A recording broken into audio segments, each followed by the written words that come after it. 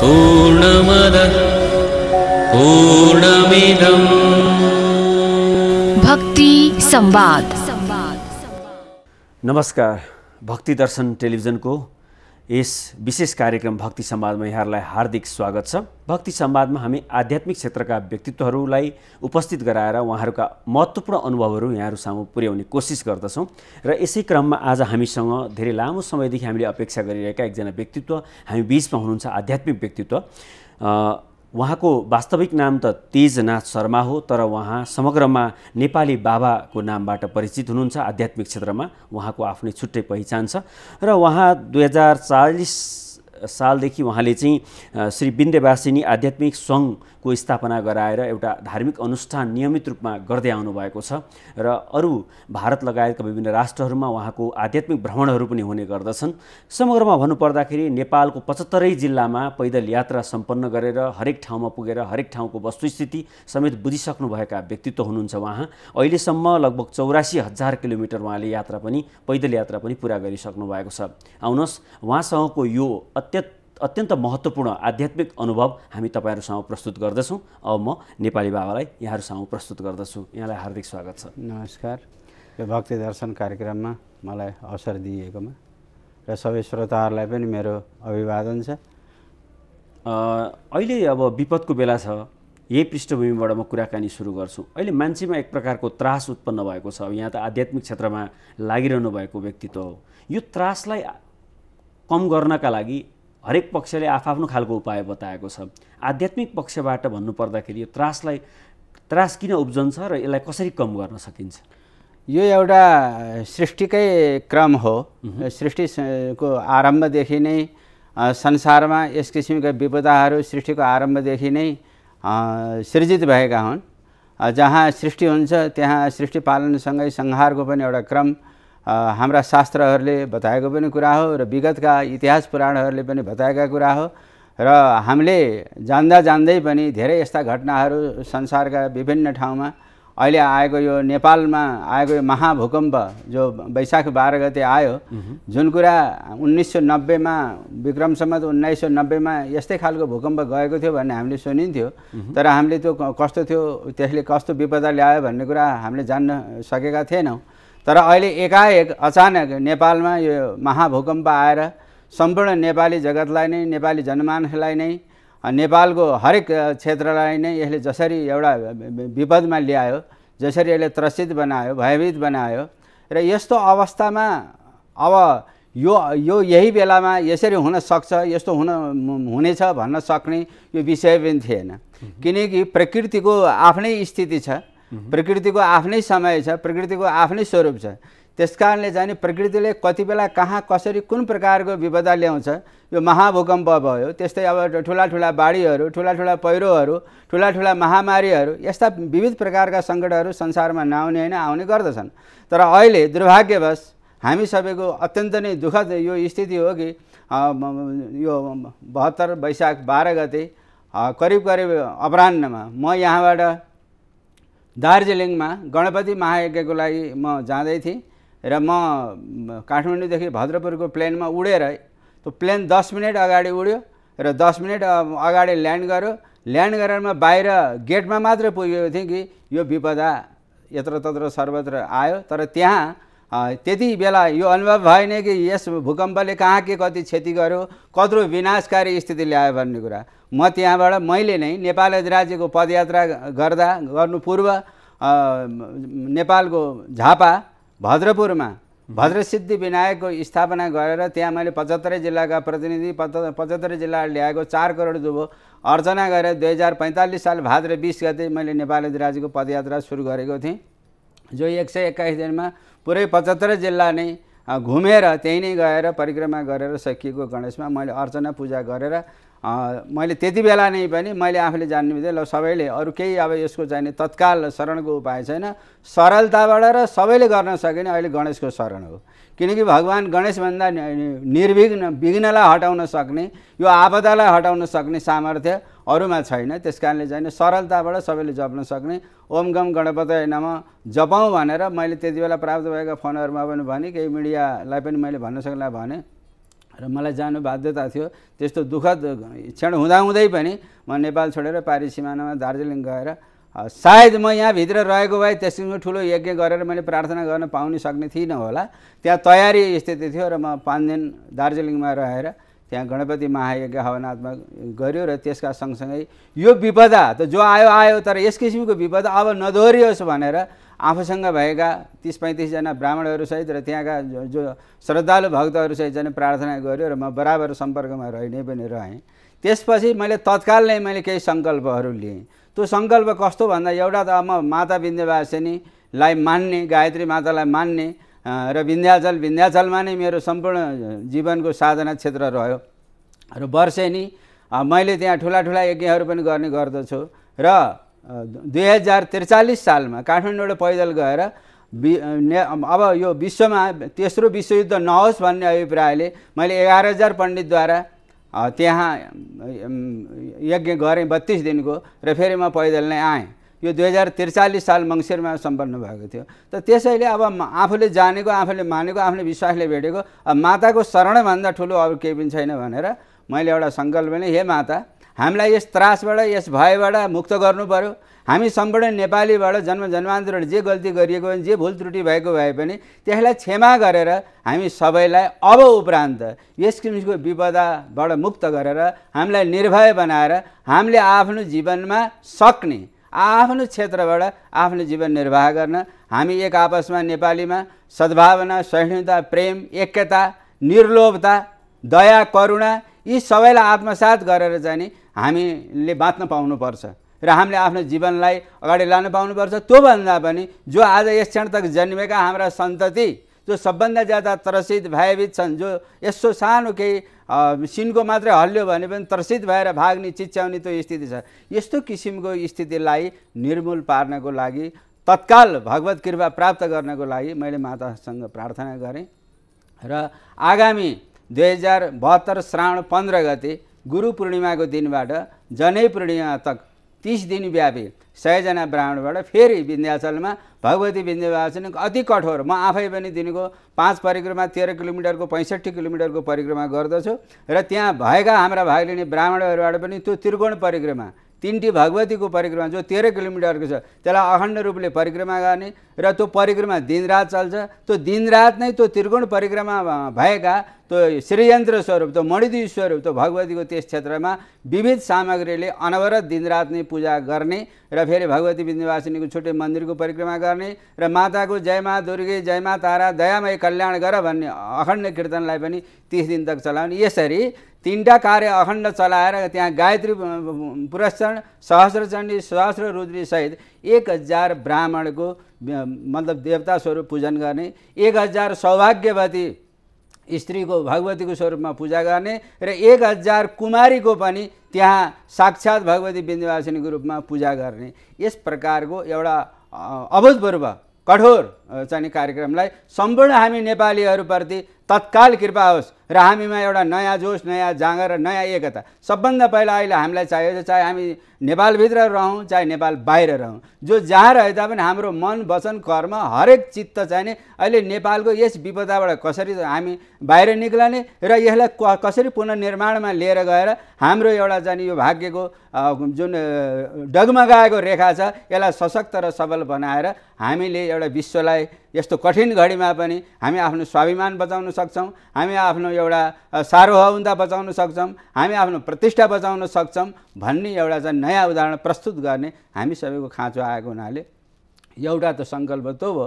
त्यसपछि अरूले के गर्ने त यो बेलामा हामीलाई अब तत्काल मानसिक शान्ति प्राप्त गर्ने, यस निर्भयताबाट बाहिर निस्कने र हामीले आफूले पनि अर्कालाई केही बाँड्न सक्ने, तत्काल कसैसित धन नहोला, कसैसित सामग्री नहोला, कसैको घर भत्केको छ, कसैको के भत्केको छ, कसैको चाहिँ करोडौँको सम्पत्ति स्वाहा भएको छ, कसैको एउटा छाप्रो मात्रै भएको पनि त्यो पनि विनाश भएर अहिले अलपत्र परेर चाहिँ बाहिर चौरमा कतै दिन बिताउनु परिरहेछ।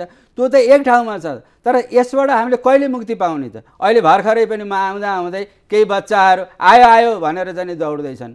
एउटा चाहिँ गाडीले अलिकति हल्लाएको जमिन थर्क्यो भने पनि भुइँचालो नै आयो भन्ने यस्तो त यो त्रासदीबाट सबभन्दा पहिला सबै पक्षले यो यसो होइन, यसका विविध वैज्ञानिक पक्ष पनि आध्यात्मिक पक्ष पनि समाजको सामु ल्याएर यसलाई चाहिँ हाम्रो विभिन्न चाहिँ च्यानलहरूको माध्यमबाट हुन्छ कि अखबारको माध्यमबाट हुन्छ कि अन्य अरू के माध्यमबाट हुन्छ, सबभन्दा पहिला त्रास हटाउनलाई नबुझेकालाई बुझाउने, उनलाई सान्त्वना दिने खालको चाहिँ काम प्रत्येक समाजबाट हुन पर्यो। र मैले अर्को चाहिँ अहिले दिएको तत्काल मैले यो अस्ति को शुक्रबारको गोर्खापत्रमा संस्थाको तर्फबाट एउटा अनुरोध नै पनि मैले मुख पृष्ठमा छपाएको छु, किनभने म सबै ठाउँ पुग्न पनि सक्दिनँ, सबैलाई घर घर बताएर पनि भएन।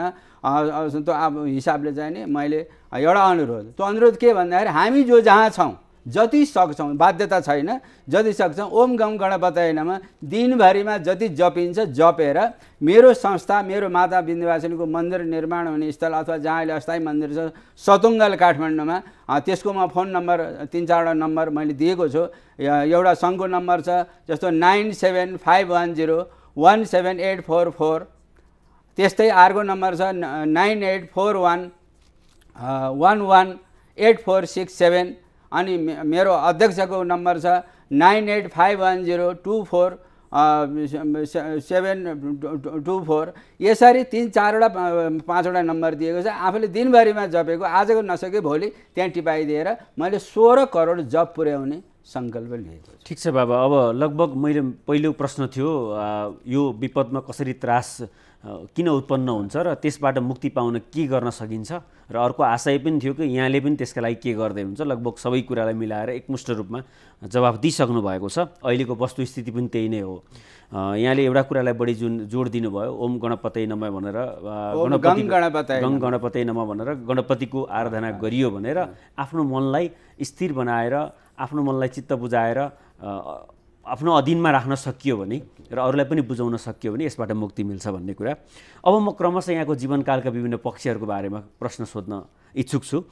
अब यहाँले जुन पैदल यात्रामा 84,000 किलोमिटर पुरा गरिसक्नुभयो, अब कुनै बेला विन्ध्यवासिनीको 65 किलोमिटरको यात्रा एक दिनमै पुरा गर्नुहुन्थ्यो होइन, एक बिहानमै पुरा गर्नुहुन्थ्यो।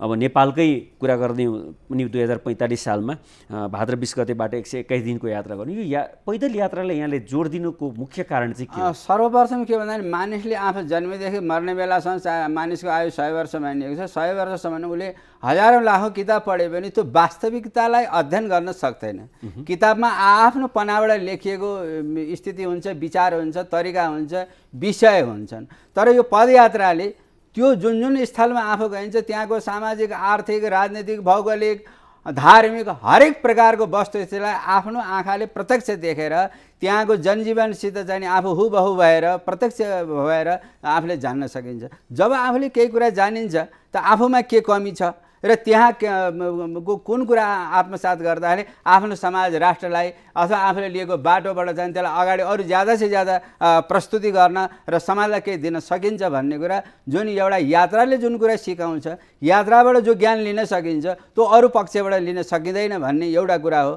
अर्को कुरा, यो मनुष्य शरीर 24 तत्त्वले निर्माण भएको हो। हामीले अहिले सामान्यमा पनि यदि शरीरलाई स्वास्थ्य राख्न छ भनेदेखि प्रत्येक दिन कमसेकम 1 घन्टा मानिस हिँडोस्, तब त्यो कहिले पनि रोगी हुँदैन। त्यसले चाहे खाना खाओस् या नखाओस्, किनकि अब म आफू नखाने भएको हुनाले मैले भन्न खोजेको होइन, तर पनि चाहिँ के मानिस कम खानु, अधिक परिश्रम गर्नु।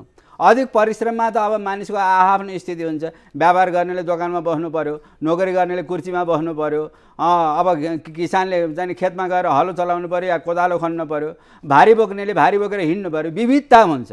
त्यो विविधताको स्थितिमा सबैलाई त्यो के गरे आफ्नो शरीरलाई एउटा सशक्त परिश्रममा लाने स्थिति नहुन सक्छ। त्यस्तो अवस्थामा कमसेकम 1 घन्टा मानिस बिहान सूर्योदयभन्दा अगाडि यदि ऊ हिँड्ने गर्दछ भने मेरो विश्वास छ त्यो व्यक्ति रोगी कहिले पनि हुँदैन। त त्यस्तो स्थितिमा यो एउटा पदयात्रा शारीरिक, मानसिक र अध्ययन र ज्ञान प्राप्तिको लागि यहाँभन्दा ठुलो कुरो म केही पनि मान्दैन। जसमा म सौभाग्यशाली हुँ कि म आफ्नो नेपालमा, आफ्नो मातृभूमिको पूर्व मेचीदेखि महाकालीदेखि मेची 75 जिल्लालाई सानैमा नै मेरो त्यो एउटा इच्छा थियो, सङ्कल्प थियो कि म आफ्नो मातृभूमिको परिक्रमा गरेर त्यहाँका सबै जनजीवनसित म प्रत्यक्ष हूँ र मैले जान्न सकु र मैले जानेका कुरालाई चाहिँ मैले आफ्नो जीवनमा 1 सेकेन्ड मात्रै भए पनि त्राण दिएर त्यसलाई सन्तुष्टि दिएर म आफ्नो पक्षबाट केही दिन सके भने म यो भूमिमा, यो पवित्र भूमिमा मलाई गौरव छ कि मलाई चाहिँ नेपाल राष्ट्रमा जन्मिएकोमा त जन्मेर मात्रै भएन, मेरो दायित्व छ, मेरो कर्तव्य छ।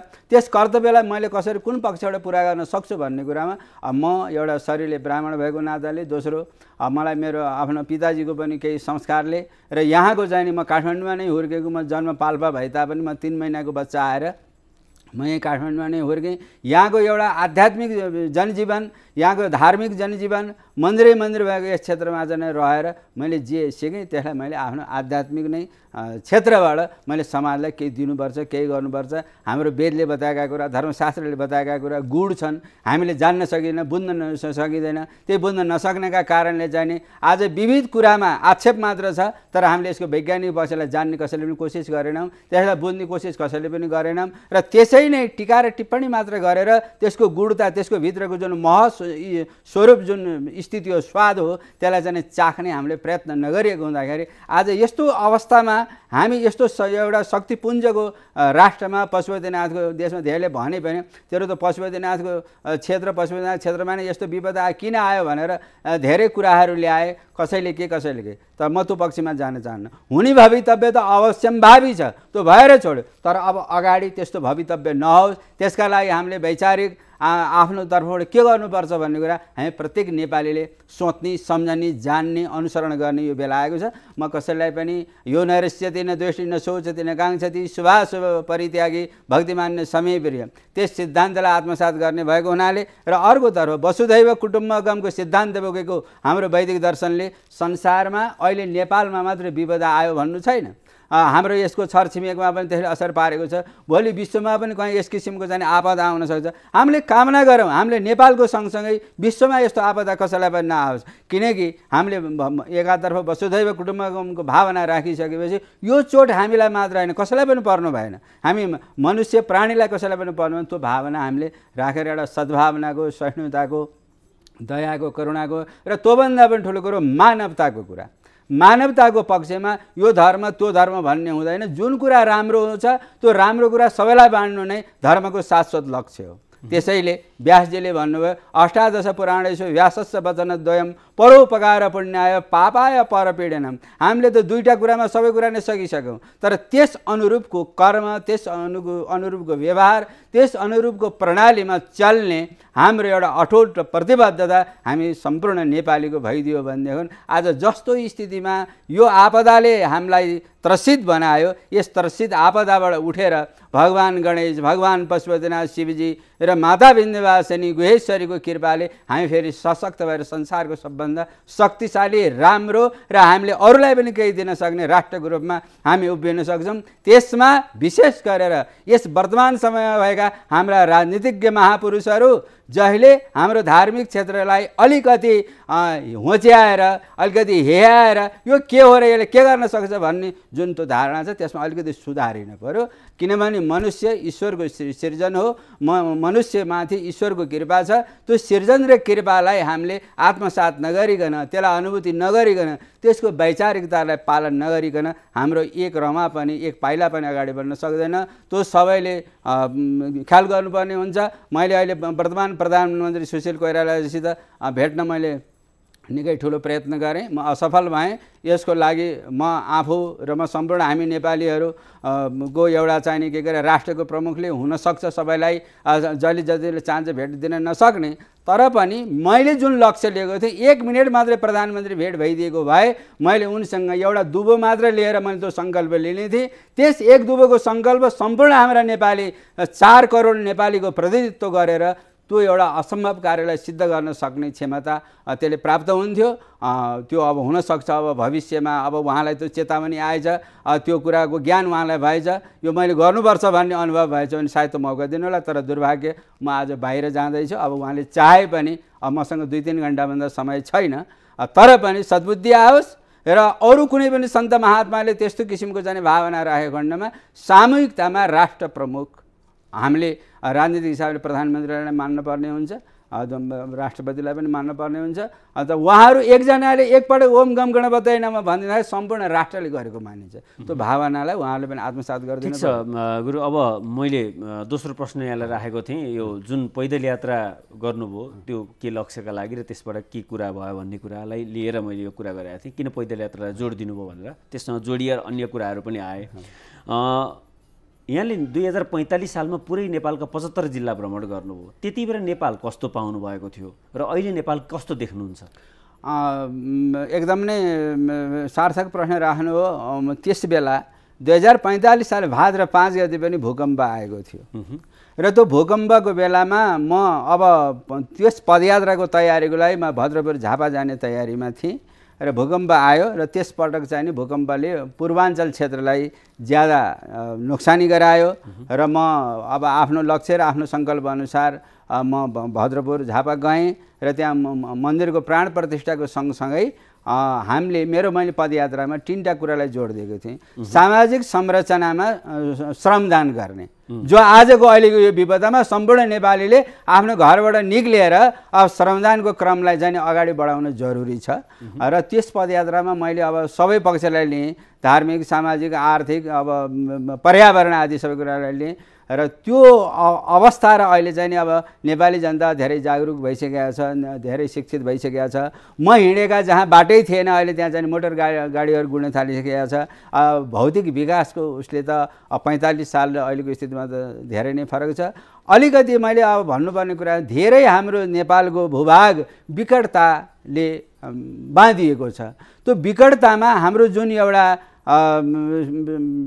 चाहिने जुन एउटा सेवा हो, बाटोघाटो, स्कुल, अस्पताल, जुन सबभन्दा खाँचो कुरा हो त्यो कुरा चाहिँ पुग्न जुन द्रुत गतिले जानुपर्ने त्यो पुगिसकेको म विभिन्न राजनीतिक कारणले, विभिन्न अन्य कारणले भएको म पाउन्न। त्यो छिटो होस् भन्ने चाहिँ नि मेरो त्यो जुन एउटा पदयात्राको चाहिँ जुन एउटा सन्देश दिने, आफ्नो काम आफै गर्नुपर्छ, आफ्नो गाउँ आफ्नो उसलाई आफैले नै चाहिँ सुधार्नुपर्छ भन्ने लक्ष्य लिएर एक नेपालीको अर्को नेपाली, मेचीको महाकाली, महाकालीको मेची, दक्षिणको उत्तरको दक्षिणसित जोड्ने जुन एउटा आत्मीय सद्भावनाको जुन मेरो प्रयत्न हो, त्यो प्रयत्नमा अहिले कता कता राजनीतिक कारणले अरू विखण्डित गर्नेतर्फ पो लयो कि भन्ने जस्तो मलाई भान पर्छ। तर त्यस्तो नहोस्, म त्यो चाहिँ विशेष अनुरोध हामी सम्पूर्ण नेपालीले यो कुरालाई बुझौँ, यो कुरालाई आत्मसात गरौँ र अहिलेको अब यो वर्तमान पीडाबाट हामी कसरी बाहिर निक्लने, त्यसमा चाहिँ सबैको चित्त जाओस्, मन जाओस्, कर्म जाओस्, यही नै म आकाङ्क्षा राख्दछु। भनेपछि त्यो बेला यहाँले भ्रमण गर्दाखेरि जुन किसिमको भौतिक उन्नति प्रगति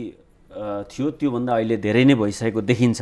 मान्छेको विचारमा पनि केही परिवर्तन भएको देखिन्छ। अब धेरै, किनभने अब अहिले धेरै अब मतलब मिडियाहरूको कारणले गर्दाखेरि अब मानिसहरूले अखबार पढ्न थाले, टिभी हेर्न थाले, त्यसबाट नयाँ नयाँ कुरा सिक्न थाले। अब त्यो अब सिकेपछि, जानेपछि एक ठाउँको कुरा अर्को ठाउँ अब देख्ने जान्ने मौका भयो र यसले चाहिँ धेरै नै मानिसलाई चाहिँ चेतना त ल्यायो। तर त्यस चेतनालाई सशक्तताले लाने जुन नेतृत्वको आवश्यकता यो देशमा, त्यो कहिले आउने, कसले गर्ने र त्यसलाई हामी सबै नेपालीले विश्वास गरेर एक भएर कसरी लाग्ने, त्यो मूलभूत कुरा हो। भनेपछि कुशल नेतृत्वको चाहिँ अभावको यहाँलाई अनुभूति हुन्छ? जरुर। त्यसका लागि के गर्न सकिन्छ? त्यसका लागि अब यस्तो, अब भगवान् पशुपतिनाथले त्यस्तो व्यक्तित्वलाई चाहिँ जो छन् तिनैमा सद्बुद्धि दिएर उनी अगाडि आए पनि भयो। हामीलाई यो व्यक्ति त्यो व्यक्ति भन्नु केही छैन। नेपाली हुनु पर्यो, नेपाली इमान्दार हुनु पर्यो, कर्तव्यनिष्ठ हुनु पर्यो, परिश्रमी हुनु पर्यो, निर्लोभी हुनु पर्यो र त्यो चाहिँ नि सम्पूर्ण नेपालीलाई आफ्नै परिवार सम्झेर कटिबद्ध भएर लाग्नु पर्यो। त्यस्तो कुशल नेतृत्वको जरुरत छ। यहाँ राजनीतिक प्रपञ्च र भाषणको आवश्यकता छैन। आफू मरेर मिटेर आफू पनि काम गरेर सबै जनताको अगाडि खुला भएर चाहिँ आइदिनु पर्यो मैदानमा र सबैलाई समेट्न पर्यो। यो तेरो यो मेरो भन्ने यो देश होइन, सम्पूर्ण नेपाल मेरो हो, म सम्पूर्ण नेपालीको त्यो भावना जुन दिन यहाँ एकै हुन्छ हाम्रो देश म भन्छु कि यस्तो आपदामा पनि 5 वर्षमा संसारको सशक्त राष्ट्र बन्न सक्छ। फेरि एकपटक मुलुकले आफूलाई सच्याउने मौका चाहिँ आएको छ हैन? निश्चित आएको छ। यो बेलामा हामीले सबै कुरा भुलेर हाम्रा जे जति पनि कलमसहरू थिए, जे जति पनि हाम्रा चाहिँ विविधताहरूलाई लिएर हामीहरू अगाडि उठिराखेका थियौँ, त्यसलाई सब थाती राखेर अहिले एकदम पवित्र गङ्गाजल आफ्नो मनलाई बनाएर भगवान् गणेशलाई चाहिँ हृदयमा राखेर मस्तिष्कमा भगवती र चाहिँ हाम्रो चाहिँ कर्ममा चाहिँ शिव पराक्रमलाई चाहिँ राखेर अगाडि बढ्ने बेला छ। म अहिले त अब आज अमेरिकाको यात्रामा जाँदैछु, करिब 40 दिन जति म बाहिर हुन्छु। म बाहिर भए तापनि सम्पूर्ण मेरा नेपालीहरू, मेरा भएका भारतीय अन्य भक्तहरू सबैलाई उद्वेलित गरेर हामी सबैले नै यो गणेशको लिएको जुन सङ्कल्प छ ओम गम गणपतये नमः 16 करोड पुर्याउँ। त्यसपछि फेरि ओम नमः शिवायलाई 11 करोड पुर्याउँ। त्यो सकेपछि नवारण भगवतीको शक्तिको मन्त्र ओम ऐं ह्रीं क्लीं चामुण्डाय विचे त्यसलाई 9 करोड पुर्याएर अर्को 2073 वैशाख 11 गतेभित्र हामी यो सबै अनुष्ठान पनि सक्ने र चाहिँ देशको चाहिँ यो नवनिर्माणको जुन खाँचो छ त्यसमा मैले यो देख्न पाऊँ कि मलाई बोलाएको खण्डमा म 24 घण्टा पनि म कोदालो चलाएर के गर्नुपर्छ म खट्न म तयार छु। तर त्यस किसिमको वातावरण सरकारले, समाजले, सङ्घ संस्थाले, मिडियाले त्यस्ता व्यक्तित्वलाई अगाडि ल्याएर जसले बोल्दाखेरि अरू पनि आकर्षित भएर आउन सक्छन् त्यो काम पहिलो छ। दोस्रो चाहिँ नि अहिले बालबालिकामा जो त्रास छ त्यो त्रास हटाउनलाई डाक्टरहरू, वैद्यहरू, मिडियाहरू, अन्यहरू सङ्घ संस्थाका पनि बुद्धिजीवी, विवेकीहरू, समाजसेवीहरूले चाहिँ नि स्कुलमा गएर हुन्छ कि कहाँ गएर हुन्छ कि के बोलेर हुन्छ यी बच्चाहरूको भय हटाउनलाई अहिले सशक्त प्रयास होस्। यो 42 दिनको मेरो बाहिरको यात्रामा सम्पूर्ण नेपालीले त्यो गरेको मैले पाऊँ। म जहाँ रहे तापनि म मनले म नेपालमै हुन्छु। म बाहिर त म मेरो एउटा आफ्नो कार्यले यही नै सबै जो उठाएको एउटा बिडालाई पुरा गर्नको लागि र सबै भक्तहरूको एउटा सदा सहायतालाई आग्रहले म नचाहँदै पनि जाँदैछु। म खुसी मनले त जाँदै छैन तर बाध्यताको कारणले म जाँदैछु। म जहाँ गए तापनि म मान्छु म नेपालैभित्र छु र नेपालकै सेवामा लागिरहेको छु। योभन्दा बढी मलाई केही भन्नु छैन। ठिक छ, यही भावनाले गर्दा सम्पूर्ण नेपालीहरूले नेपाली बाबा भनेर यहाँलाई सम्मान पनि गरेका छन्। अहिले हामी छोटो विश्राममा जान्छौँ, त्यस पछाडि फेरि कुराकानीलाई जोड्छौँ। दर्शकबिन, आज हामीसँग हुनुहुन्छ नेपाली बाबा। उहाँ बडो लामो समयदेखि आध्यात्मिक साधनामा साधारण व्यक्तित्व हुनुहुन्छ, आध्यात्मिक चिन्तक हुनुहुन्छ र उहाँका अनुभवको आधारबाट आज उहाँले राष्ट्रभक्ति के हो, देशभक्ति के हो र आपद विपदबाट हामीले आफ्नो मनलाई कसरी एउटा दृढ सङ्कल्पित बनाएर अगाडि बढाउन सकिन्छ र विपदबाट मुक्ति मिलाउने आध्यात्मिक पक्ष के हो भन्ने विषयमा कुराकानी गरिरहनु भएको छ। यो क्रमलाई फेरि जोड्नेछौँ छोटो विश्रामपछि।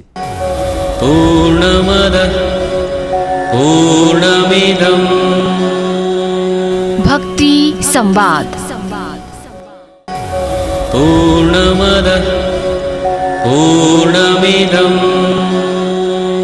भक्ति संवाद। विज्ञापन पछाडि फेरि यहाँहरूलाई हार्दिक स्वागत छ भक्ति दर्शन टेलिभिजनको भक्ति संवादमा। आज हामी भक्ति दर्शन टेलिभिजनको भक्ति संवादमा नेपाली बाबासँग कुराकानी गरिरहेका छौँ। नेपाली बाबा 2040 सालदेखि विन्ध्यवासिनी आध्यात्मिक सङ्घ स्थापना गराएर नेपालमै पनि संस्थागत रूपले आध्यात्मिक विकासमा क्रियाशील रहनुभएका एक व्यक्तित्व हुनुहुन्छ। त्यसो त उहाँले भारतका विभिन्न धार्मिक तीर्थस्थलहरूमा लामो समयसम्म आफ्नो साधना तपस्याबाट उहाँले जगदाचार्यको एउटा उपाधि पनि प्राप्त गर्नुभएको थियो। त्यति मात्रै होइन, उहाँ सबैका बाबा हुनुहुन्छ, नेपालीहरूका बाबाको रूपमा उहाँ परिचित हुनुहुन्छ। उहाँसँगको अनुभव र उहाँसँगको अनुभूतिका विषयमा म फेरि केन्द्रित भएर प्रश्नहरू राख्न चाहन्छु। अब यो मुक्ति कसरी मिल्न सकिन्छ आपद विपदबाट भन्ने विषयलाई नै केन्द्रित भएर हामीले अघिल्लो छलफलमा कुरालाई केन्द्रित गऱ्यौँ। अब यहाँले 2025 सालतिर काशीमा गएर त्यहाँ धेरै तपस्या गरेर होइन एउटा साधना गरेर आफ्नो एउटा पहिचान दिलाउनु भएको थियो। यो जगताचार्यको जुन उपाधि प्राप्त गर्नुभयो त्यसको एउटा कुनै निश्चित दायित्व जिम्मेवारीको हिसाबले प्राप्त गर्नुभएको निश्चय नै हो। यो कस्तो रह्यो भने हामी सबैलाई थाहा भएको कुरो हो कि भारतवर्षमा जब आदि शङ्कराचार्यले भारतको 4 स्थान बद्रीनारायण, जगन्नाथपुरी, श्रृङ्गेरी र द्वारका, यो 4वटा स्थानलाई आफूले पदयात्रा गरेर त्यहाँ धर्म प्रचार गर्दै धर्मको बारेमा आफ्नो चाहिँ एउटा जीवनलाई लगाउँदै उहाँले 4वटा पीठको स्थापना गर्नुभयो जहाँ शङ्कराचार्यको प्रतिष्ठा अहिले पनि विद्यमान छ। हुन त अब अहिले आएर काशीमा सुमेरु पीठाधीश्वर भनेर पनि शङ्कराचार्यको फेरि स्थापना भएको छ। त्यसै गरी दक्षिण भारतमा काञ्ची कामकोटी पीठाधीश्वर भनेर उहाँलाई चाहिँ 5वां शङ्कराचार्यको रूपमा पनि मानिन्छ। र यो क्रममा शङ्कराचार्यहरू भारतवर्ष छोडेर समुद्र लङ्घन गरेर बाहिर जान नहुने। अब मैले वसुधैव कुटुम्बकम भनिसकेँ। विश्व पृथ्वी नै हाम्रो आफ्नो परिवार हो, विश्व पृथ्वी नै हाम्रो घर हो, विश्व पृथ्वीभित्र रहेका सम्पूर्ण मानव र प्राणी हाम्रा परिवार हुन्।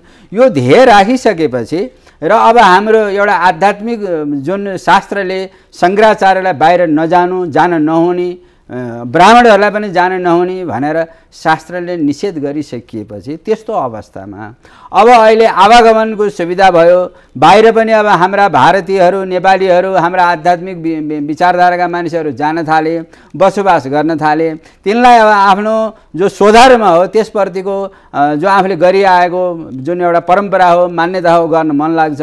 त्यस्तो अवस्थामा जो केही जानेर गए तिनले त आफूले जानेको कुरा केही समय पालना गरे, तर तिनका जुन जन्मिएका सन्ततिले जो अब कहिले फेरि नेपाल नै फर्कन पाएका छन्, भारत नै आउन पाएका छन्, तिनले यहाँका देवालय मठ मन्दिरहरूको दर्शन नै गर्न पाएका छन्, यहाँको परम्परा नै जान्न पाएका छैनन्। यस्तो अवस्थामा कसले गएर के गर्ने त भन्ने कुरामा 1893 मा जब स्वामी विवेकानन्द पहिलोपटक अमेरिका जानुभयो, अमेरिका गएर सिकागोमा उहाँले एउटा अभूतपूर्व चमत्कारिक प्रवचन दिनुभयो जो त्यहाँको समाजले त्यसलाई कल्पनै गरेको थिएन। त्यसपछि हाम्रो वैदिक दर्शनको एउटा झन्डा त्यहाँ गाडियो र त्यहाँ उहाँले एउटा विश्व धर्म संसदको स्थापना भयो र त्यो विश्व धर्म संसद जन्मिसकेपछि विश्व धर्म संसदले त्यस किसिमको विषयलाई सधैँ विचार गर्दै गयो र पछि गएर बाहिर चाहिँ नि अब यस्ता सन्त महात्मा मध्येबाट 7 जनालाई जगदाचार्यको रूपमा चाहिँ नि नियुक्त गरेर तिनीहरूले आफ्नो ठाउँमा जुन एउटा धर्म प्रचारको कुरा हो, धर्म प्रचार पनि कस्तो भने आफ्नो मोनोपोली होइन, शास्त्रले जे जति कुरालाई गर्नाले राम्रो हुन्छ भनेको छ, जुन कुरा नगर्नाले त्यसलाई चाहिँ त्यसको चाहिँ एउटा सही प्रारूप वैज्ञानिक पक्षले सरलताबाट चाहिँ त्यो समाजले बुझ्ने गरे र त्यहाँको समय, त्यहाँको अनुशासन, त्यहाँको विधि र व्यवस्था अनुसार पनि नखलबलिने किसिमको चाहिँ त्यस्तो उपाय, त्यस्तो तरिका बताइदिने गर्नु पर्यो भन्ने हिसाबमा चाहिँ 7 जना शङ्कराचार्यको स्थापना भएको। त्यसमा जब 2043 सालमा जब म 11,000 ब्राह्मणद्वारा म आफू बाँचुन्जेल विश्व युद्ध हुन दिन्न, विश्व शान्ति र विश्व कल्याणको लागि यो आवश्यक छ भनेर जुन म गर्ने तयारीमा थिएँ, त्यसबेला भारतका पनि विभिन्न ठाउँमा गइयो, सबै ठाउँमा यो कुरा राख्दाखेरि यो कुरा अति नै महत्त्वपूर्ण कुरा हो। यदि यो कुरा हुन सक्छ भन्ने हो भने त निकै नै उचित कुरा हो। विश्वयुद्ध रोक्नु भनेको त त्यो धेरै ठुलो कुरा हो भन्ने आशयले मलाई नेपालको तर्फबाट विश्व धर्म संसदले 3 सेप्टेम्बर 1986 दिल्लीको फिक्की हलमा यो जगदाचार्यको पदवी दिएको हो। तर यो पदवी लिने बेलामा मैले पदको लागि मैले यो पद स्वीकार गर्दिनँ। म जुन क्षेत्रमा र जुन भावनाले आध्यात्मिक क्षेत्रबाट मेरो जुन दायित्व छ त्यो दायित्व चाहिँ नि मैले कुनै भेषमा नआएर, कुनै देश बडपनमा नआएर म आफ्नो चाहिँ एउटा सामान्य भावले चाहिँ मैले गर्न पाउनुपर्छ। किनकि शङ्कराचार्यको पद लिइसकेपछि शङ्कराचार्यको अब आफ्नै तामझाम छ, महामण्डलेश्वर आदि लगायतको विभिन्नको चाहिँ नि अब आफ्नो शास्त्रीय मर्यादा छ, त्यसको मर्यादा अनुसार जानुपर्ने त अब आफ्नो छँदैछ। तर भेष बदलेर अथवा आफ्नो कुनै जाने अब 10-20 जनालाई अगाडि पछाडि राखेर त वास्तवमा चाहिँ के अरे त्यो पुरा हुन सक्दैन र बाहिर जाने अवस्थामा त त्यो कुरा सम्भव पनि छैन। त त्यस्तो अवस्थामा चाहिँ मैले त्यति बेला नै जब जो जगदाचार्य पद मैले ग्रहण गर्ने बेला थियो मैले यो भनेर नै लिएको र त्यही कुरालाई नै मान्यता राखेर म आफू पनि भर्सक नजाने पक्षमा थिएँ। तर मलाई ईश्वरले त्यस्तो प्रेरणा भयो र मैले काशीबाट जे सिकेँ, मेरा साधनाबाट जे सिकेँ, मैले मेरा पदयात्राहरूबाट जे अनुभव गरेँ त्यसबाट मलाई पनि लाग्यो नै मेरा धेरै नेपालीहरू, धेरै भारतीय भक्तहरू बाहिर छन्। उनीहरूलाई मैले गएर मैले जानेको, मसँग भएको विश्वास, आस्था, श्रद्धा, भक्ति अनुरूपको ज्ञान गुण दिएर मैले केही गर्नै पर्छ भन्ने हिसाबले म सन् 2003 सेप्टेम्बरमा म पहिलोपटक अमेरिका गएँ र त्यसपछि म वर्षको एक पटक म 2 महिनाभन्दा बढी पनि म कहिले बाहिर बस्दिनँ। 2 महिनाभित्रमा म जहाँ पुग्न सक्छु। जसरी मसँग आफ्नो भएको ज्ञान, त्यहाँ भएका कोही घरमा गरिने कार्यक्रममा त्यहाँ अब गणेशको पूजा गरेर हुन्छ कि भगवतीको पूजा गरेर हुन्छ कि पूजा किन गर्ने, यो फुल किन चढाउने, धेरै यी सामग्रीहरूको प्रयोग किन गर्ने, यस्ता कुराहरू झन् अब त्यहाँ भएका बालबालिकालाई त झन् यो एउटा चाहिँ के अरे जिज्ञासाको कुरो हुने भयो। उनीहरूलाई त्यस किसिमको आफूले पनि गर्ने, तिनलाई पनि गर्न लगाउने र त्यसरी जाने के अरे उनीहरूलाई एउटा चाहिँ आध्यात्मिकता भनेको के हो, किन यो गर्नुपर्ने हो, यसले हाम्रो हाम्रो मनलाई, शरीरलाई, विचारलाई, बुद्धिलाई, विवेकलाई कति काम गर्छ। जुन कुरा औषधि खाएर हाम्रो जीवनभर उपचार हुन नसक्ने कुरो हाम्रो एउटा मात्र मन्त्रको नाम लिँदा त्यसको उपचार हुन सक्छ। हाम्रो उपवासका कुराहरू, व्रतका कुराहरू, दानका कुरा, यी सबै कुरालाई चाहिँ पोषित गर्ने हिसाबले चाहिँ मैले अहिले त्यो जगदाचार्य पदको चाहिँ जुन एउटा कर्तव्य हो त्यसलाई चाहिँ मैले निर्वाह गरिरहनु भएको छ। ठिक छ, अब अघि भन्नुभयो यहाँले चाहिँ 11,000 ब्राह्मणलाई मन्त्रोच्चारण गराएर अथवा एउटा अनुष्ठान गरेर जुन विश्वयुद्ध रोक्ने अभियानको रूपमा, नहोस् भन्ने अभियानको रूपमा म लागेँ भनेर भन्नुभयो। अब त्यो अहिलेको भौतिक संसारमा र विज्ञानको जुन विश्लेषण चलिरहँदाखेरि यो कुरा सबैले अब कसरी लिन्छन् भन्ने कुरा पनि छ। यसलाई एउटा शास्त्रीय आधार के दिन सक्नुहुन्छ कि जसका कारणबाट साँच्चै नै विश्वयुद्ध रोकिन्छ भन्ने कुरा? अब सबैभन्दा ठुलो कुरो के मानौँ भन्दा हाम्रा सम्पूर्ण 18 पुराण खोलेर हेरौँ, हाम्रा जति पनि शास्त्रहरू छन् ती पनि खोलेर हेरौँ, ती सबै नभएका, घटित नभएका घटना भएनन्, नभएका कुरा भएनन्। हामीले अहिले त्यसलाई उपयोग गर्ने पक्ष एक आफ्नो एउटा आध्यात्मिक र साधनाको पक्षले चाहिँ हेर्ने पक्ष, किनकि हाम्रा धेरै ऋषि महर्षिहरू आफ्ना तपस्याले जे चाहे सो गराउन सक्ने समर्थताका थिए। अब अहिले सत्यत्रता द्वापर कलिको पनि अब अहिले करिब 5,000 भन्दा पनि अब बढी वर्ष बितिसकेको यस अवस्थामा आएर हाम्रो मानसिकता, हाम्रो सोच्ने तरिका, हाम्रा विचारका प्रणाली, हामीलाई भौतिक उपजहरूले दिएका चाहिँ जुन एउटा साइन्सको जुन उपज भनौँ त्यसले हाम्रो जुन शरीरलाई गिराएको हरास, सुन्ने कुरामा, हेर्ने कुरामा, सम्झने कुरामा हामी ज्यादा विज्ञानको पछि मात्र लागेर जुन हाम्रो एउटा शाश्वत शास्त्रीय महत्त्वका कुराहरूलाई चाहिँ जतिसुकै सत्य, जतिसुकै यथार्थ भए तापनि त्यसलाई मान्ने र त्यसको पक्षबाट केही प्राप्त हुन्छ भन्ने कुरा धारणा नै सुसुप्त भइसकेको अवस्थामा मैले यस्तो दुष्प्रयास गर्नु त अब मेरो एउटा आफ्नो कुरा हो। तर पनि म मान्छु कि जब 1986 को यज्ञ गर्नुभन्दा अगाडि के गरे भारत र पाकिस्तान देखुन लगायत विश्वमा नै कति बेला कहाँ के हुने हो भन्ने एउटा त्यस्तो आक्रान्त भएको अवस्था थियो। जुन बेलामा मैले त्यो यज्ञको सङ्कल्प लिएँ, जब 1986 मा त्यो 11,000 ब्राह्मणद्वाराको यज्ञ सम्पन्न भइसकेपछि आज यस क्षण तक, भोलि 1 सेकेन्ड पछिको कुराको म ग्यारेन्टी लिन पनि सक्दिनँ, म भन्न पनि मिल्दैन। तर आज यस क्षण तक कतिपय स्थितिहरू, चाहे इराकको कुरालाई लियौँ, चाहे अन्य अरू देशहरूका कुरालाई लियौँ, अहिले अरबमै घटित भएका पनि कतिपय कुरालाई लियौँ, विश्वभरिको जुन एउटा आक्रान्तता छ, एक अर्कालाई विश्वास नगर्ने, एक आपसमा नै लड्ने भिड्ने जुन यस्तो हुँदाहुँदै पनि विश्वयुद्धको स्थिति भगवती महामाया विन्ध्यवासिनीको कृपाले रोकिएको छ र मेरो विश्वास हो म आफू बाँचुन्जेल त विश्वयुद्ध हुँदैन।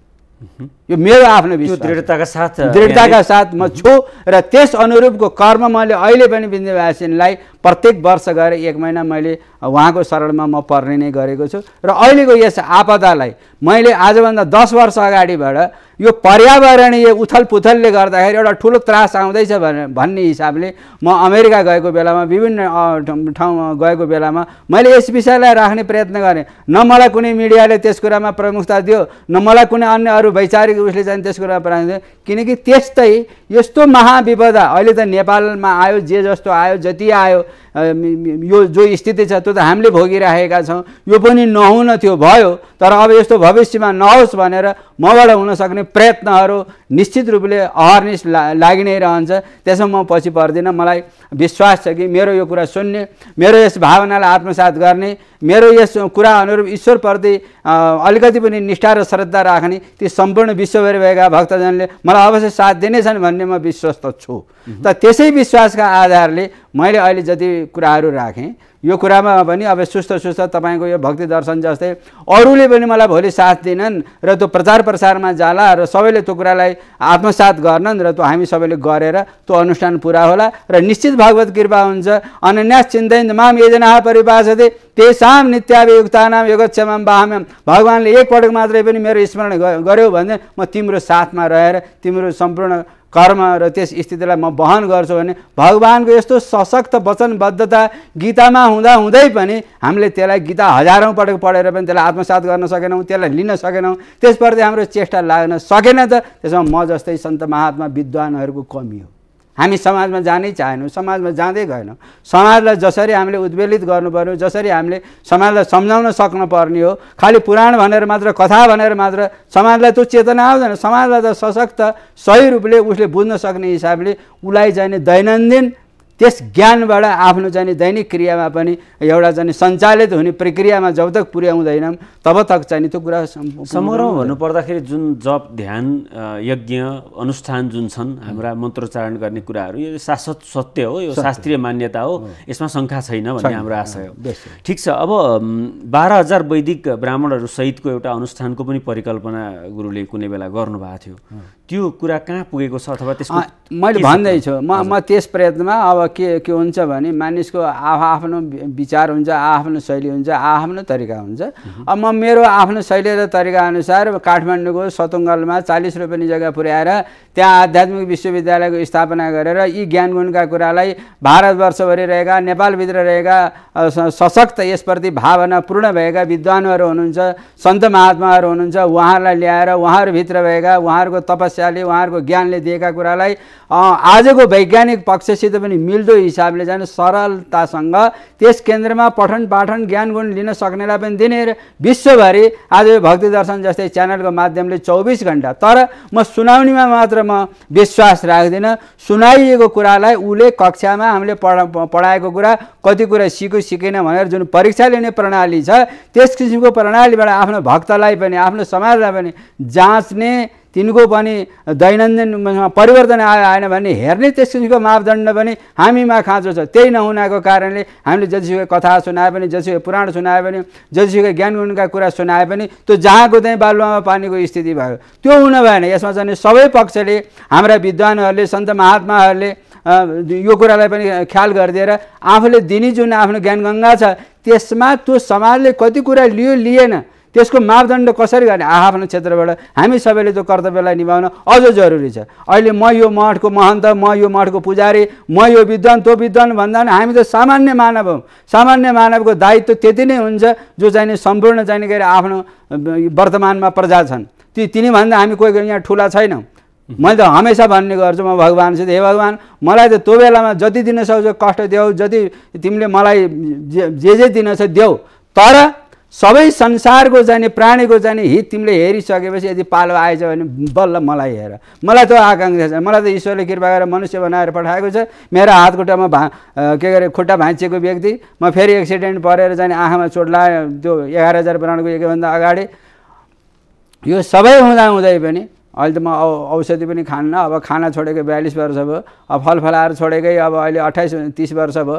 म एउटा दुध चियाको भरमा चाहिँ म हिँडि नै राखेको छु। तर म मान्छु कि मानिसले खाएर मात्रै हुने होइन, आत्मबल चाहियो, दृढता चाहियो, ईश्वरप्रति विश्वास चाहियो, म मनुष्य हुँ भन्ने एउटा अति नै विलक्षण जुन एउटा ईश्वरले हामीलाई जाने। मैले बाबालाई प्रश्नको प्रसङ्ग सोधेको थिएँ कि 12,000 वैदिक ब्राह्मण, म त्यसैमा जान्छु। त त्यसैले अहिले यो के भने संसारमा पर्यावरणीय जुन एउटा दूषितता भयो त्यो पर्यावरणीय दूषितताले पृथ्वी आक्रान्त छ। त्यसको नमुना त अहिले महाभूकम्पबाट आइहाल्यो। वैज्ञानिक हिसाबले जे बताए तापनि महाभूकम्प मात्र होइन, भोलि महाप्रलय जस्तै घनघोर पानी आएर आदि विविध कुराहरू म त्यसमा नजाउँ। तर यो सबै प्राकृतिक विपदाबाट त्राण पाउन 2, 4, 500, 1000 वर्षलाई चाहिँ पृथ्वीलाई सुरक्षित राख्न, पृथ्वीलाई सेफ राख्नको लागि एउटा त्यस्तो चाहिँ सामूहिक प्रार्थनाको जरुरत छ जसमा चाहिँ वेद सम्मत शास्त्र सम्मत ती जान्ने ब्राह्मणहरूले त्यो प्रार्थना चारै वेदद्वारा 30 दिनसम्म दिनरात प्रार्थना गर्नु पर्यो, प्रकृतिको प्रार्थना गर्नु पर्यो, प्रकृतिलाई पुकार्न पर्यो। त्यो गरिसकेपछि पृथ्वी आफ्नो ठाउँमा स्थिर रहेर हामीलाई चाहिँ कमसेकम मानव प्राणीजन्य आफ्नो दैनन्दिन व्यवहार गर्न चाहिँ कुनै प्रकारको आपदा नआएर यो पृथ्वी सुरक्षित रहनेछ। पर्यावरणको जुन दूषित पर्यावरणबाट मुक्ति हुनेछ र हामी मानवमा पर्यावरण दूषित भएपछि हामीले खाने अन्न वस्तु फलफुल आदि पनि सबै दूषित हुन्छ। त्यस्तो दूषित पदार्थ खाएर हाम्रो विचार दूषित हुन्छ र हामी एक अर्कामा कलमस ईर्ष्या द्वेष भन्दा केही देख्दैनौँ। त्यो सबैबाट मुक्ति पाउनको लागि पनि जुन एउटा चाहिँ बृहत जुन पर्यावरणीय दोषबाट मुक्ति पाउन आवश्यक, त्यसको लागि मैले 12,000 चारै वेद जाने वैदिक ब्राह्मण हुन त अति नै कठोर छ यो कार्य। म जस्तो एउटा सामान्य नेपाली नागरिकले मैले यो दुस्साहस लिनु त निकै कठिन हो, तर पनि मैले अहिले भनिसकेँ अनन्यास चिन्तयन्ति माम ये जनाः परिभाषन्ति तेषां नित्याभियुक्तानां योगक्षेमम्। यो प्रेरणा मेरो होइन, यो प्रेरणा मलाई ईश्वरले दिएको। कुनै न कुनै दिन नेपाल र नेपालकै भूमिमा नेपालीले सम्पूर्ण नेपाली जगतलाई लिएर यो कार्य गर्यो भन्ने कुरा विश्वलाई देखाउने मेरो जुन परिकल्पना यो पूर्ण हुन्छ। अब कहिले हुन्छ भन्ने कुरा मैले नभनु, किन मैले सङ्कल्प समयको सङ्कल्प लिएपछि अहिलेसम्म त्यो समय सङ्कल्प पछाडि गएको छैन। अनि योभन्दा अगाडि गुरुले गर्नुभएका महत्त्वपूर्ण अनुष्ठानहरूले पनि प्रमाणित गर्छ कि अब यही एउटा त पक्कै बाँकी नरहला होइन, धेरै खालको अनुष्ठान पुरा भइसकेको। 84,000 किलोमिटरसम्म प्रत्यक्ष हिँडेर अनुभव लिइसक्नु भएको व्यक्ति हुनुहुन्छ, त्यो हिसाबले पनि पुरा होला। समग्रमा आजसम्म आइपुग्दाखेरि एउटा सामान्य पारिवारिक जीवनको व्यक्ति होइन, अब यहाँको बुवा पनि पिताजी पनि सर्वोच्चमा कार्यरत हुनुहुन्थ्यो, काठमाडौँमा 3 वर्ष उमेरदेखि सङ्घर्षरत भएर अगाडि बढ्नुभयो, एउटा घराइसी जीवनबाट उन्मुक्ति लिएर अब आध्यात्मिक चिन्तन मननमा लाग्नु भएको छ। समग्रमा आजसम्म यहाँ आइपुग्दाखेरि आफूलाई एउटा साधु सन्त को रूपमा सम्झेर भए पनि, एउटा व्यक्तिलाई सम्झेर भए पनि भन्नुपर्दा जीवन चाहिँ के रहेछ भन्ने कुरा यहाँलाई लागेको छ? जीवन वास्तवमा के भन्छ, यो शाश्वत ईश्वरको अत्यन्त नै करुणामय उपहार हो। 84 लाख योनि भोगेर बल्ल बल्ल पाइएको यो मनुष्य जीवन हो। मनुष्यले यहाँ आएर ईश्वरप्रति विश्वास र सद्ज्ञान र अब यो हो कि सबभन्दा मुख्य कुरा बाल्यकालमा आफूलाई कस्तो किसिमको संस्कार हामीले फेला पारिन्छ, कस्तो वातावरणमा हामी हुर्किन्छ, त्यो एउटा ठुलो कुरा। त्यसमा त मैले विगत बताइसकेँ कि म भाग्यशाली हो, म ब्राह्मण परिवारमा जन्मेँ। किन पनि यो सोधेँ भने सामान्य व्यक्तिले भन्दा असामान्य धेरै कामहरू यहाँले गर्नुभएको छ कि त्यो जुन सोच्नै नसकिने 84,000 किलोमिटर हिँड्नु भनेको त महत्त्वपूर्ण कुरा हो। बेसरी यम चिन्तयन्ते कामम तम तम प्राप्नुति निश्चितम। यो शास्त्रका प्रत्येक क्षेत्रमा पाइमा अध्याय अध्याय जस्तोमा ईश्वरले यदि विश्वस्तताको आधार दिएको छ। मैले भन्न खोजेको एउटै कुरा के भने हामीले त्यस विश्वासलाई थोरै मात्रा पनि लिने प्रयत्न गरिएन कि त्यो लिने प्रयत्न गरियो भने मनुष्यले गर्न नसक्ने असम्भव कुरा यस धरातलमा केही पनि छैन। भनेपछि उसले एकदम आत्मविश्वासका साथ लिएको सङ्कल्प उसले कुनै पनि हदबाट पुरा गर्न सक्छ। किनभने समयलाई मैले समयलाई प्रमुखता दिन्छु। समय नै गणेश हो, गणेश नै समय हो भनेर म हमेसा भगवान् गणेशको ध्यान नै मैले जहाँ गए तापनि, जस्तो गणेश सहस्रनाममा भगवान्का हजारवटा नाम छन् गणेशका, त्यसमा करिब 100वटा नाम त समय सूचक नै छन्। त्यस कारणले गणेश भन्नु नै समय हो, समय भन्नु नै गणेश हो।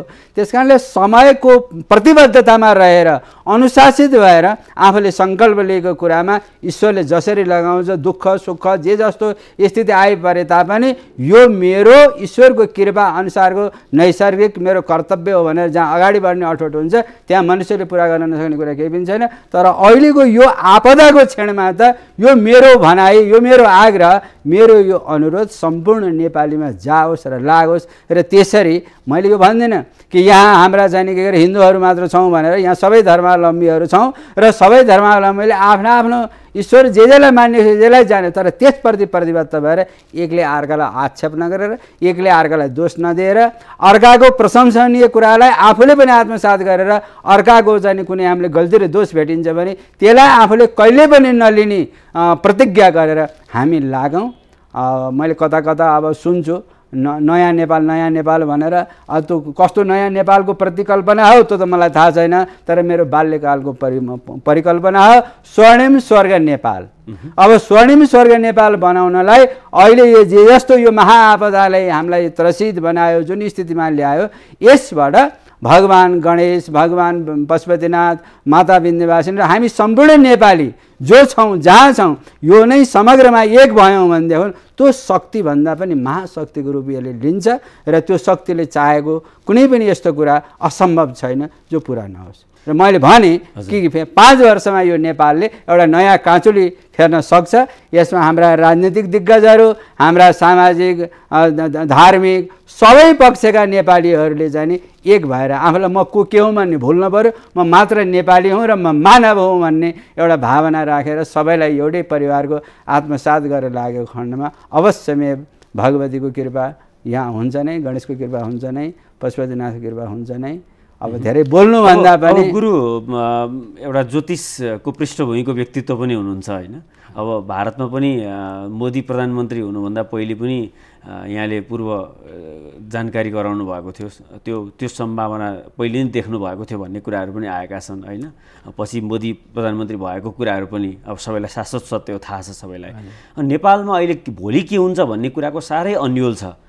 यहाँले अलिकति केही त्यस्तो कुराहरू यहाँको अन्तरात्माबाट एउटा, किनभने धेरै साधना गरेको व्यक्ति हुनुहुन्छ, यहाँले बोलेका धेरै कुरा पुरा भएका छन्, लिएको अनुष्ठानहरू जुन सङ्कल्प लिनुभएको छ धेरै पुरा गरेरै देखाउनु भएको छ। यो पवित्र वचनबाट केही भविष्यवाणी गरिदिन सक्नुहुन्छ? नेपालको भविष्य कस्तो सबैभन्दा ठुलो कुरो म आजको यस क्षणमा म यस कुरामा म किन जान चाहिनँ भने मैले लोकेन्द्रबहादुर चन्ददेखि लिएर नेपालका पनि लगभग प्रधानमन्त्रीहरू, सुशीलजीको बारे यहाँ त म भन्दिनँ, उहाँको अब अग्रज गिरिजाबाबुलाई पनि अप्ठ्यारो परेको बेला गरियो, अब भारतका पनि सबैलाई भर्सा गर्दै आइयो। त्यो एउटा मेरो भित्र हृदयमा कुनै चिज त्यस्तो चाहिँ स्फुटित भयो र म पक्क बोलेँ भने भगवतीले अहिलेसम्म त पुर्याउनु भएकै छ। नेपालको विषयमा म यति भन्ने, यो 1 साल आपदाको, यस सङ्कटबाट मुक्ति हुने आपदा वर्षको रूपमा हामी सबैले लियौँ। राजनीतिक भावमा पनि नजाउँ, अन्य अरू कुनै भावमा पनि नजाउँ र नेपालको भविष्य हामी सबैको हातमा छ। हामीले नै नेपाल बनाउने हो, हामीले नै चुनेका र योग्य व्यक्तिलाई अगाडि योग्य छन् भनेर हामीले सारेका, चाहे आजका सभासदहरू हुन्, चाहे आजका मन्त्रीहरू हुन्, चाहे हाम्रा आज मूर्धन्य नेता जो मानिनु भएको छ उहाँहरू हुन्, सबै नेपाली हुन्। उनमा चाहिँ नि वैचारिक र राष्ट्रियता र आफ्नो यस भूमिको जुन सत्व हो त्यसलाई बिर्सिदिन भएन। म कुन देशको माटो हुँ, म कुन भूमिको माटो हुँ, यो माटोले के खोजिरहेको छ, कहीँ म त्यसबाट बिर्सिएर एकातिर त गइनँ भन्ने कुरामा पनि अलिकति हामी सबैले सोचियो र श्रद्धा र भाव अनुसारले मानवीयताको मात्र भावनालाई लिएर हामीले चाहिँ अहिले अगाडि बढ्नु जरुरत छ। त्यस कारणले तपाईँले भनेको कुरामा 1 वर्ष नेपालको संविधान र नेपालमा योग्य व्यक्तित्वको अगुवाई र यो नेपालको, मैले त 5 वर्षको चाहिँ मेरो आध्यात्मिक हिसाबले दिइसकेँ, जो जतिसुकै जहाँ जस्तोसुकै रूपमा भए तापनि 5 वर्षभित्र यो नेपालले एउटा नयाँ काँचुली फेरेर हामीले संसारमा धाक दिन सक्ने बन्छौँ भन्ने कुरामा मैले अहिले लिएका सङ्कल्प र जुन एउटा अनुष्ठान जन्ने कुरा छ, यदि मेरा प्यारा नेपाली दाजुभाइ दिदीबहिनी, मेरा मातापिता जति पनि हुनुहुन्छ नेपालीहरू नेपालभित्र या बाहिर रहेका, ती सबैले आत्मसात गरिदिएको खण्डमा यो तपाईँले सोधेको प्रश्न 5 वर्षभित्र तपाईँले मलाई अब जहिले बोलाए पनि बाबा केही त फरक भयो नि भन्ने कुरा तपाईँकै मुखबाट सुन्न पाऊँ, म यही आशा। त्यो बिचमा हाम्रो धेरै पटक भेट पनि हुनसक्छ बाबा। बाइ द वे, अब यहाँले यति महत्त्वपूर्ण कुरा गरिदिनु भयो। अब समयभन्दा हामी बलवान छैनौँ, आजको समय लगभग टुङ्गिसकेको छ।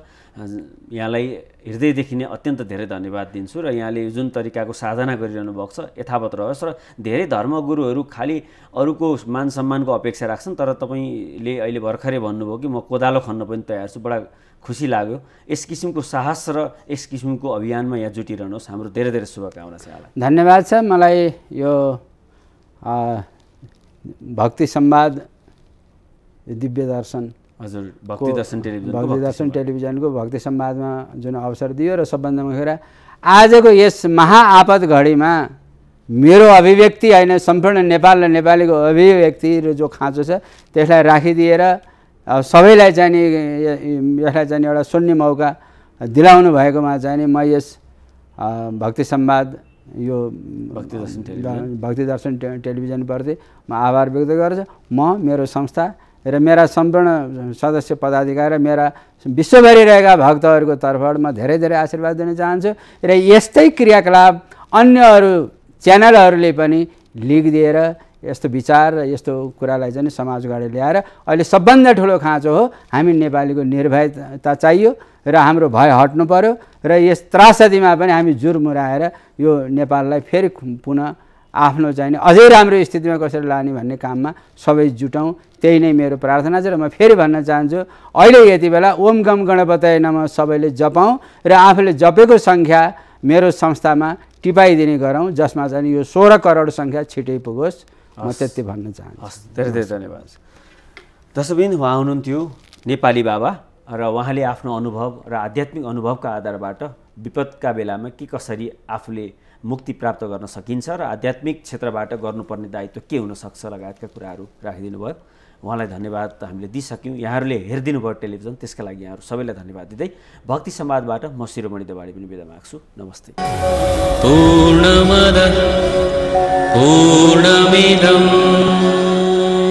भक्ति संवाद।